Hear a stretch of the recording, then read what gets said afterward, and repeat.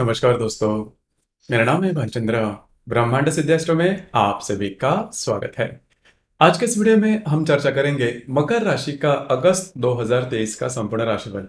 कैसे होंगे ग्रह योग, कैसे होंगे ग्रहों के राशिफल और वो आपके राशि पर किस प्रकार से प्रभाव करने वाले हैं। आपके जीवन का ऐसा कौन सा क्षेत्र है जो कि सबसे ज्यादा प्रभावित होने वाला है, सभी के बारे में डिटेल में चर्चा इस वीडियो में हम करने वाले हैं। अपना जो चैनल है ब्रह्मांड सिद्धि एस्ट्रो, इस चैनल पर मेष राशि से लेकर मीन राशि तक की जो सभी 12 राशियां हैं, इन सभी 12 राशियों का अगस्त 2023 का राशिफल क्या होगा, इस विषय पर वीडियो अपलोड हो रहे हैं। आप उसका आनंद जरूर लीजिए। तो आज के इस वीडियो में हम चर्चा करेंगे मकर राशि के बारे में। तो सबसे पहले चर्चा करेंगे आपके स्वास्थ्य के बारे में। जैसे कि आपके राशि का जो स्वामी है शनि, जो कि आपके द्वितीय भाव में भ्रमण कर रहा है, लेकिन इन संपूर्ण महीने में ये जो शनि है वो वक्री अवस्था में रहेगा। उसी प्रकार आपके राशि का जो षष्ठेश है बुध, जो कि आपके अष्टम भाव में भ्रमण कर रहा है, और दिनांक 24 तारीख के बाद यह जो बुध है वो वक्री होने जा रहा है। उसी प्रकार आपके राशि का जो अष्टमेश है रवि, जो कि आपके सप्तम भाव में भ्रमण कर रहा है, दिनांक 19 तारीख के बाद यह जो रवि है वो आपके अष्टम भाव में भ्रमण करेगा। तो ये जो तीनों जो ग्रह है या फिर ये जो तीनों भावेश है, वो मूलतः आपकी जो हेल्थ है, आपकी जो मानसिकता है, उसे रिप्रेजेंट करते हैं। तो तीनों जो ग्रह या फिर भावेश है, इसका अगर विचार किया जाए तो सबसे पहले और महत्वपूर्ण बात, आपको स्वयं के स्वास्थ्य के बारे में थोड़ा ध्यान देना होगा। स्वास्थ्य के बारे में स्ट्रेस या फिर टेंशन आ सकते हैं, जैसे कि आपने जुलाई में भी थोड़ा बहुत अनुभव किया होगा कि जो स्वास्थ्य की समस्या है वो थोड़ी ज्यादा बढ़ रही है, उसमें स्ट्रेस टेंशन ज्यादा आ रहे हैं। अब इस महीने में थोड़ी बात है वो और भी थोड़ी सी कॉम्प्लिकेटेड हो सकती है, क्योंकि जो आपका षष्ठेश आपके अष्टम भाव में भ्रमण कर रहा है वह दिनांक 24 तारीख के बाद वक्री होने जा रहा है। इस वजह से जो स्ट्रेस है वो थोड़ा आपको बढ़ सकता है। अब ये जो स्ट्रेस है वो मूलतः आपका जो भी कार्य क्षेत्र है उससे रिलेट करने वाला ज्यादा हो सकता है। खास करके डॉक्यूमेंटेशन के अगर कोई बात है तो उससे रिलेटेड प्रॉब्लम कॉम्प्लिकेशन आपको थोड़े बढ़ सकते हैं, क्योंकि यहाँ पर जो रवि है वो भी स्वयं के राशि में आ रहा है। यदि भी वो स्वयं के राशि में है लेकिन वो अष्टम भाव में है, और अष्टम भाव का जो रवि है वो अच्छा माना नहीं जाता। तो स्वास्थ्य के बारे में ये जो परेशानी है वो आ सकते हैं। उसी प्रकार जो शनि वक्री आपके द्वितीय भाव में भ्रमण कर रहा है, उसके सीधी सीधी दृष्टि आपके अष्टम भाव पर है। तो आपको इस महीने में स्वास्थ्य के बारे में, मानसिक हो या शारीरिक, थोड़ा सा चौकन्ना रहना होगा। स्ट्रेस टेंशन थोड़े से कॉम्प्लिकेशन थोड़े ज्यादा आ सकते हैं किसी भी प्रकार। मतलब जैसे जुलाई महीने में आपने बातें की थी, मतलब ज्यादा किसी आउट ऑफ द वे जाके कोई भी डिसीजन नहीं लेना, और जो बातें हैं वो स्थिरता पूर्वक हैंडल करना बहुत ज्यादा आवश्यक है। क्योंकि मुझे पता है कि लास्ट दो ढाई साल से भी आपकी जो राशि है वो 7.5 में चल रही है, तो स्ट्रेस अभी तक कम नहीं हुआ है, क्योंकि गुरु भी आपके लिए फेवरेबल नहीं, जो कि आपके चतुर्थ भाव में है। इस और दूसरी ज्यादा महत्वपूर्ण बात, इस महीने में आपके जो भी महत्वपूर्ण ग्रह होते हैं आपके राशि के लिए, बुध, गुरु और शुक्र, ये तीन ग्रह आपके राशि के लिए सबसे इंपॉर्टेंट होते हैं। लेकिन ये जो तीनों ग्रह है वो वक्री हो चुके हैं, या फिर एक उसमें से जो बुध है वो वक्री होने जा रहा है दिनांक 24 तारीख को। तो आपको थोड़ा सा सोच समझ के जो बातें हैं, वैसे कि आपके राशि के लिए कहने की जरूरत नहीं है, क्योंकि आपकी राशि खुद से ही बहुत सोच समझ कर आगे चलती है, काफी ज्यादा मेच्योर्ड होती है। लेकिन इस महीने में आपको इसके बारे में थोड़ा ध्यान देना होगा। उसी प्रकार आपका जो फाइनेंशियल स्टेटस है, मतलब आपका जो आर्थिक स्तर है, उसके बारे में अगर देखा जाए तो आपका जो द्वितीय शनि जो कि वक्री अवस्था में चल रहा है, जो पंचमेश शुक्र है, जो कि पंचमेश और दशमेश भी है, जो पंचमेश शुक्र है वो भी वक्री अवस्था में चल रहा है, और वक्री होके वह आपके अष्टम भाव से आपके सप्तम भाव में जा रहा है। उसी प्रकार आपके अष्टम भाव में बहुत सारे ग्रहों का जमावड़ा देख सकते हैं, रवि, बुध और मंगल, शुक्र, बहुत सारे ग्रह है आपके पंचम भाव में। उसी प्रकार आपका जो अष्टमेश है मंगल, जो कि आपके अष्टम भाव में भ्रमण कर रहा है, दिनांक 19 तारीख के बाद ये आपके भाग्य भाव में भ्रमण करेगा। अब यहाँ पर भी फाइनेंशियल क्रंचेस आ सकते हैं। वैसे भी आपने देखा होगा कि फाइनेंशियली आपकी जो चार्ट है, आपकी जो राशि है, ठीक नहीं चल रही है। तो फाइनेंशियली आपके खर्चे वगैरह हो सकते हैं, क्योंकि जो मंगल आपके अष्टम भाव में भ्रमण कर रहा है, आपके द्वितीय भाव को देखेगा, वही रवि जाएगा। जैसे ही मंगल आपके भाग्य भाव में जाएगा, रवि उसी दिन आपके अष्टम भाव में भ्रमण करेगा। तो इसका जो परिणाम होगा वो थोड़ा सा आपके जो खर्चे हैं उस पर हो सकता है, खर्चे ज्यादा आपके हो सकते हैं। हालांकि आपकी जो राशि है वो खर्चे करने वाली नहीं है, प्रैक्टिकल है। लेकिन कभी कभार होता ऐसे है कि जो परिस्थितियां हैं थोड़ी बदल जाती है, जिस वजह से हमें खर्चे करने पड़ सकते हैं। तो इसी प्रकार की कुछ संभावना इस महीने में बन रही है। तो आपको इसके बारे में थोड़ा सा चौकन्ना रहना होगा। अगर आप शेयर मार्केट में ट्रेड करते हो तो बड़े ट्रेड, बड़े रिस्क लेके नहीं करना। थोड़ा सा आपका जो मूलतः स्वभाव है कि आप बहुत ज्यादा पेशेंस है आपके राशि में, तो वही जो भाव है वो आपको इस महीने में दिखाना होगा। क्योंकि अगर आप कोई रिस्क लेते हो तो बातें हैं बहुत ज़्यादा और भी कॉम्प्लिकेटेड हो सकती है। लेकिन यहाँ पर एक बात है, क्योंकि सभी जो समय है या फिर जो बातें हैं वो नेगेटिव नहीं है।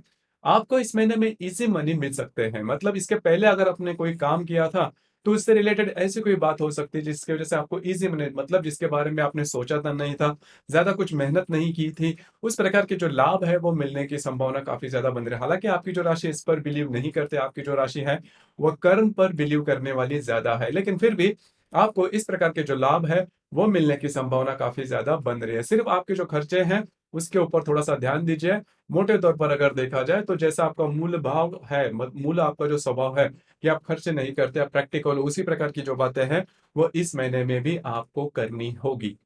अब हम चर्चा करेंगे गृह सौख्य के मामले में। जैसे कि आपके राशि के चतुर्थ भाव में, आपका राशि का जो चतुर्थेश है, मंगल, जो कि आपके अष्टम भाव में भ्रमण कर रहा है, और दिनांक 19 तारीख के बाद यह जो मंगल है वो आपके भाग्य भाव में भ्रमण कर रहा करेगा, और आपके लाभ और आपके चतुर्थ भाव में राहु, गुरु और हर्ष जो ग्रह है वो भ्रमण कर रहे हैं। तो यहाँ पर ये जो भाव है वो काफी अच्छा होगा।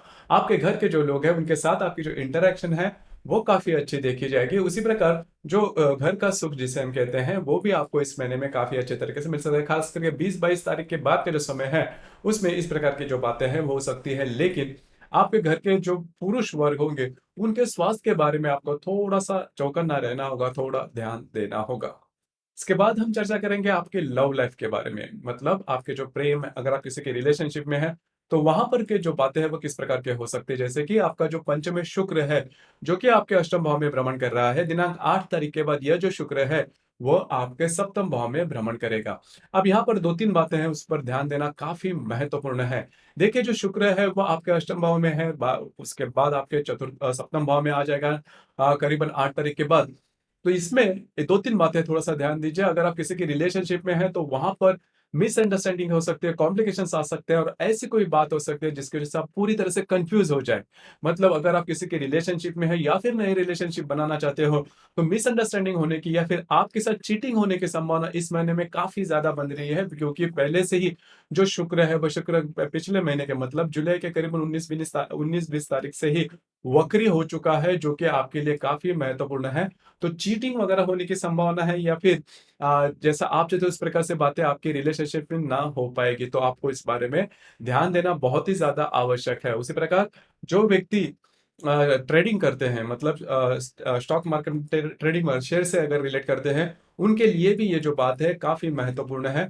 बड़े रिस्क बिल्कुल भी नहीं लेना। उसी प्रकार जो खास करके गर्भवती महिला है, मतलब मकर राशि की जो गर्भवती महिला है, उन्होंने भी खुद पर ध्यान देना बहुत ज़्यादा आवश्यक है, क्योंकि स्वास्थ्य के बारे में समस्याएँ आ सकती है। जो विद्यार्थी वगैरह है, उन्होंने भी थोड़ा-सा खुद को तैयार कर रखना होगा, प्रिपेयर करना होगा। सिर्फ़ और सिर्फ़ नसीब या फिर भाग्य के सहारे बातें नहीं करना, थोड़ा-सा एफ़र्ट आपको ज़्यादा लेना होगा। इसके बाद हम चर्चा करेंगे विवाह सुख के मामले में। जैसे कि आपके कुंडली में सप्तम भाव में रवि और शुक्र है, जो कि शुक्र वक्री होकर 19 तारीख के बाद रवि शुक्र है जो 8 तारीख के बाद वक्री होकर आपके सप्तम भाव में भ्रमण करेगा, और जो रवि है 19 तारीख के बाद आपके अष्टम भाव में भ्रमण करेगा। तो यहाँ पर जैसे आपने देखा होगा कि पिछले करीबन 10-12 दिनों में आपके जो वैवाहिक जोड़ीदार है वो आपके ऊपर थोड़े से हावी हो रहे हैं। तो इन चीजों पर थोड़ा सा ध्यान दीजिए। हालांकि ये जो बातें काफी मायनों में कम होती हुई नजर आएगी, क्योंकि 19 तारीख के बाद जो रवि है स्वयं के राशि में भ्रमण करेगा अष्टम भाव में। तो थोड़ा बहुत जो वैवाहिक वैवाहिक आपके जो रिलेटिव्स है या फिर आपकी जो वैवाहिक जोड़ीदार है, उनके साथ जो थोड़ी छोटी मोटी बातों को लेकर तकरार हो रही थी, वो काफी मायनों में कम होती हुई नजर आएंगी दिनांक 20-22 तारीख के बाद। लेकिन जो बातें पूरी तरह से स्मूथ होने की संभावना थोड़ी सी कम दिखाई दे रही है, क्योंकि इस महीने की जो अमावस्या है वो आपके सप्तम भाव में ही होने वाली है। तो थोड़ा सा आपको ध्यान देना होगा। उसी प्रकार आपका जो कार्य क्षेत्र है, आपका जो करियर के मामले में सबसे महत्वपूर्ण ग्रह है शुक्र, जो कि आपके अष्टम भाव में भ्रमण कर रहा है और 8 तारीख के बाद आपके सप्तम भाव में भ्रमण करेगा। तो वहां पर भी जो बातें हैं, जैसा आप चाहते हो उस प्रकार से होने की संभावना थोड़ी कम दिखाई दे रही है। स्ट्रेस थोड़ा आ सकता है, आपसे ज्यादा काम लिया जा सकता है, आपको ऐसा लग सकता है कि आपके ऊपर अन्याय हो रहा है, बातें आप जैसा चाहते हो उस प्रकार से नहीं। लेकिन जैसे भी शुरुआत में मैंने कहा कि आपको संयम से काम लेना होगा, धैर्य से काम लेना होगा। क्योंकि इस महीने में जो बातें हैं वो जैसा आप चाहते हो उस प्रकार से होने की संभावना काफी कम दिखाई दे रही है। हालांकि जो मतलब ऐसे बहुत से ग्रह हैं, जैसे कि आपके राशि के, जो मैंने कहा कि तीन जो महत्वपूर्ण शुभ ग्रह होते हैं आपकी राशि के लिए, वो तीनों भी वक्री होने वाले हैं या फिर हो चुके हैं। तो शनि बुध शुक्र तीनों भी वक्री होने वाले हैं, तो इस वजह से हालांकि शुक्र और जो शनि है वक्री है, बुध वक्री होने वाला है। तो इस लिहाज से अगर देखा जाए तो इस संपूर्ण महीने में आपको मौनम सर्वार्थ साधनम, ये जो कहावत है उसी के ऊपर थोड़ा सा ध्यान देना होगा। उसी प्रकार मोटे तौर पर अगर देखा जाए तो कोई ऐसा बड़ी ऐसी बात नहीं जिस जो कि आपके लिए ज्यादा पॉजिटिव होगी, लेकिन थोड़ा सा संयम रखिए, 2-3 महीनों के बाद ये जो बातें हैं वो काफी नॉर्मल हो सकती है। और एक बात मैं कहना चाहूंगा कि जो भी स्ट्रेस टेंशन आपने साढ़े साथी के समय में फील किया था, उस प्रकार की जो बातें हैं वो नहीं होगी। हालांकि साढ़े साथी आपकी चल रही है, लेकिन जो आपके राशि में शनि जब भी था, तो जो उस वक्त आपने जो भी स्ट्रेस टेंशन फील किया था, उस प्रकार की जो बातें हैं वो इस महीने में आपको देखने नहीं मिल, मतलब उसकी जो इंटेंसिटी है वो काफी मायनों में कम होती हुई नजर आएंगे। अब हम चर्चा करेंगे ग्रह योगों के बारे में। सबसे पहले हम चर्चा करेंगे मंगल और गुरु का त्रिकोण योग होने जा रहा है। गुरु जो कि आपके चतुर्थ भाव में भ्रमण कर रहा है, उसके साथ आपके अष्टम भाव का जो मंगल है वो त्रिकोण योग करने जा रहा है। हालांकि मंगल और गुरु दोनों जो ग्रह है वो आपके राशि के लिए शुभ ग्रह माने नहीं जाते। अब यहाँ पर जो मंगल अष्टम भाव में है, जो गुरु है वो आपके चतुर्थ भाव में है, तो घर के जो लोग हैं उनके साथ आपकी जो इंटरेक्शन रहेगी वो काफी अच्छी रहेगी। उसी प्रकार खास करके जो गृहिणी वर्ग है उनके लिए ये जो पर्टिकुलर एस्पेक्ट है, मंगल गुरु का त्रिकोण योग शुभ फलदायी साबित होगा। उसी प्रकार दिनांक 9 तारीख को बुध और गुरु का त्रिकोण योग होने जा रहा है। गुरु जो कि आपके अष्टम भाव में भ्रमण करेगा, उसके साथ आपके चतुर्थ भाव का जो गुरु है वह त्रिकोण योग करने जा रहा है। अब ये जो गुरु है, ये गुरु आपका तृतीय और बेश भी है, और जो बुध है वो आपका षष्ठेश और आपका भाग्येश भी है। तो घर के जो लोग हैं उनके साथ आपकी इंटरेक्शन काफी अच्छी देखी जाएगी। उनके साथ कहीं बाहर घूमना फिरना भी हो सकता है। मूल तौर पर देखा जाए तो घर के जो लोग हैं उनके साथ आपकी जो इंटरेक्शन है वो काफी अच्छी देखी जाएगी। लेकिन दिनांक 9 तारीख को ही शुक्र और हर्षल का केंद्र योग भी होने जा रहा है। शुक्र जो कि आपके सप्तम भाव में भ्रमण करेगा, जो हर्षल आपके चतुर्थ भाव में भ्रमण करेगा, दोनों का केंद्र योग होने जा रहा है। तो आपके जो वैवाहिक जोड़ीदार हैं उनके साथ छोटी मोटी बातों को लेकर तकरार हो सकती है।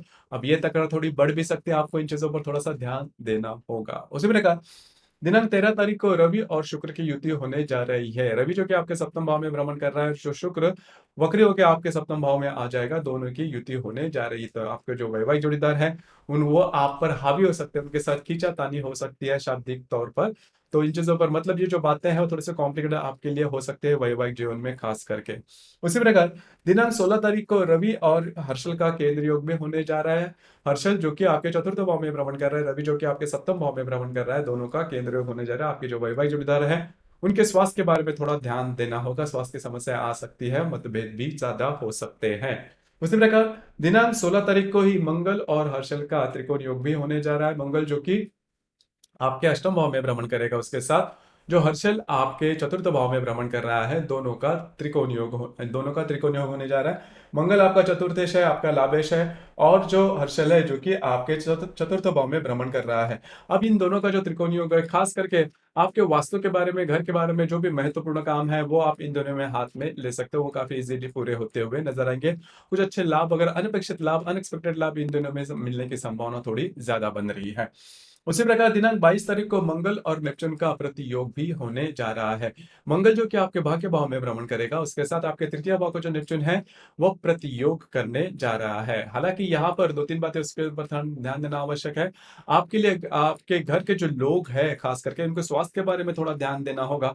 उसी प्रकार इन दिनों में किसी भी प्रकार के महत्वपूर्ण निर्णय नहीं लेना। हालांकि ये जो योग है 22 तारीख को होने जा रहा है, तो 21, 22 और 23, इन 3 दिनों में आपको किसी भी प्रकार के महत्वपूर्ण निर्णय, डॉक्यूमेंट से रिलेटेड छोटे हो या बड़े, बिल्कुल भी नहीं लेना। उसी प्रकार दिनांक 27 तारीख को रवि और शनि का प्रतियोग भी होने जा रहा है।